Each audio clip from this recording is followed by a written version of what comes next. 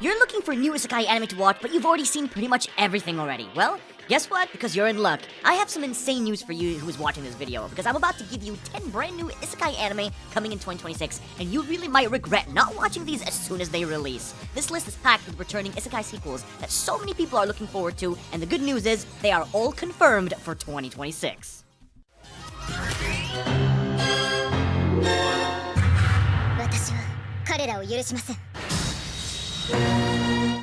Starting things off with an underrated pick that's getting a sequel in 2026, the most heretical Last Boss Queen. This isn't your normal typical villainess trying to survive her fate of death, it's one trying to erase the villain role entirely. But instead of leaning into revenge or power fantasies, this series flips the villainous tropes into a redemption story. Knowing every terrible future outcome in advance, the main character, Princess Royal Ivy Pride, actively works to dismantle her own bad ending. Not through brute force, but by changing systems, improving her relationships, and making good decisions early to prevent her already written outcome in the end. She was known before as a ruthless and evil bully to her servants and everyone else around her, but now, as a reincarnating version of herself, she plans to better herself by making big changes.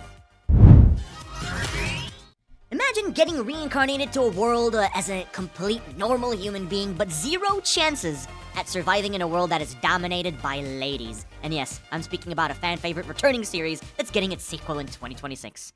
あの5人は強いですよ。でも、学園では、でしょ? Trapped in a dating simulator takes every otome game, an isekai trope, and treats them like a rigid system designed to crush mob background characters, pretty much. The protagonist isn't really heroic or noble, he's petty, he's exhausted, and painfully aware that the world is so unfair by design. That skepticism is exactly what gives the series its bite, turning an isekai power fantasy into a sharp satire. But viewers who really like the genre of deconstruction, and especially an apologetically smug protagonist who takes the spotlight despite having absolutely nothing to do with the story, then you gotta check the show out before the sequel releases.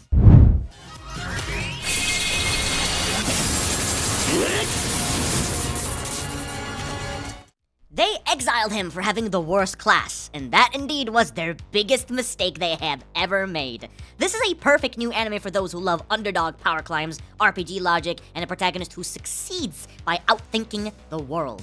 Not overpowering it by any means necessary. But the story takes a class that's considered useless by everyone in this world, and it turns into an advantage through mechanical mastery instead of brute strength, or instead of that destiny shit. The protagonist wins by just understanding the system way better than anyone else, exploiting stats, skills, and limitations like a veteran RPG player, breaking a game wide open. The main character, Elma, knows the Heavy Knight is the strongest class because he reincarnated to this world from playing the game, and having all the knowledge that he needs, he's prepared to conquer the world with the weakest class known to everyone in this world. Truly, a very exciting storyline with amazing looking visuals by Studio Gohands. This amazing-looking anime blends isekai and reality together since the protagonist can freely travel between both realms or worlds thanks to his pet wizard bird. すごいですよ。使い方いかんによっては我々の生活に大きな影響を与えかねない。ご無沙汰しております。星の賢者様。一生懸命。What starts as a laid-back, middle-aged power fantasy quickly expands into a juggling act of isekai, modern Japan, and government agencies, corporate drama, and supernatural politics. But instead of focusing on raw strength, the series leans into adaptability and negotiation with the otherworldly folks and all that business stuff. But watching a normal guy manage absurd situations through experience and surprisingly grounded decisions is kinda nuts, I tell you. But not only Sasaki sells modern-day stuff to the isekai world and rips people off to make huge amounts of money, but since he's very special with powers, he also joins an organization to stop other special users from abusing their own powers.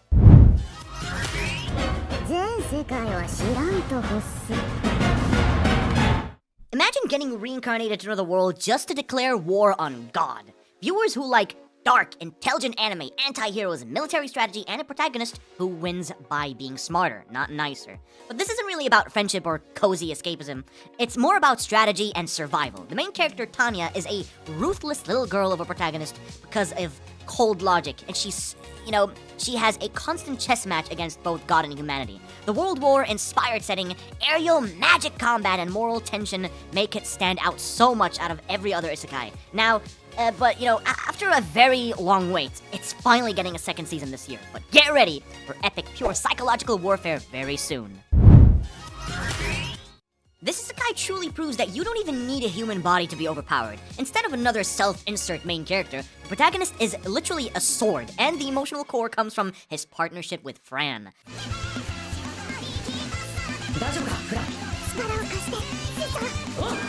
What makes it really stand out isn't just the leveling system or clean fights, but the surprisingly wholesome father-daughter dynamic mixed with brutal action. It balances power fantasy with real heart. Honestly, it's really freaking good. Viewers who enjoy overpowered main characters with wholesome bonds and solid action without, all that excessive fan service, then Reincarnated as a Sword is the show for you. The sequel is indeed slated for this year, which I'm very excited about for the adventure to continue.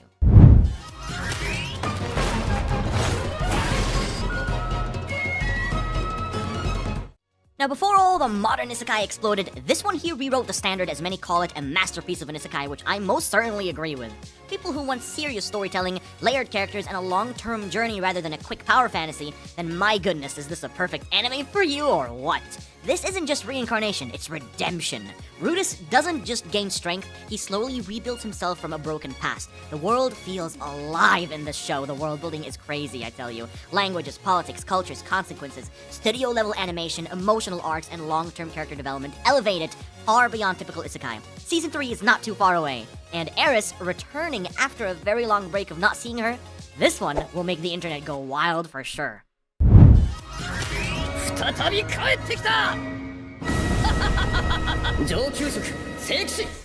This looks like a simple overpowered isekai anime until the world reminds you that it isn't just a game. This is another fan favorite isekai that is returning for a sequel in 2026, and it is Skeleton Knight in Another World. People who enjoy comfort isekai with action, similar to the vibe of, let's say, That Time I Got Reincarnated as a Slime, but with more adventure and less politics, of course. The main character is overpowered, kind, and just wants to enjoy his new world. But what keeps viewers watching is how the show suddenly shifts into serious territory when it needs during the rescue missions of freeing the dark elves from being held as slaves. It definitely balances light comedy, wholesome interactions, and just brutal world building surprisingly well.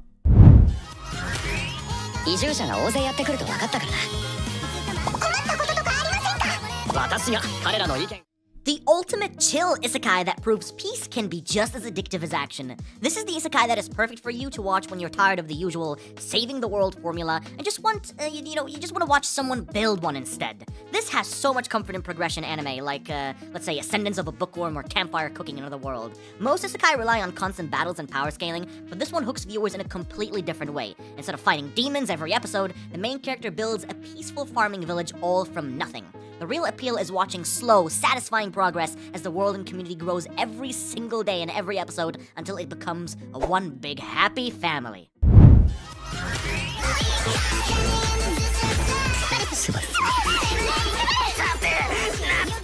If you are all prepared to suffer while watching a show like this, then prepare for ReZero Season 4, the long-awaited next entry or arc for one of the best isekai out there.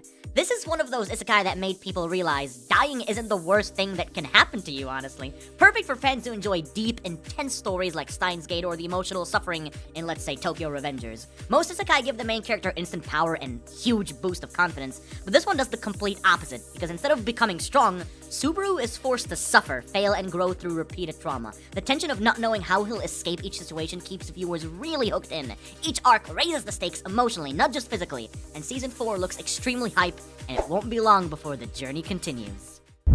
If this video did indeed empty that space of giving you all more isekai anime to watch for 2026, which I hope it did, then do give this video a thumbs up and let me know in the comments which anime you are gonna watch from this list. And until next time, I'll see you all in the next video.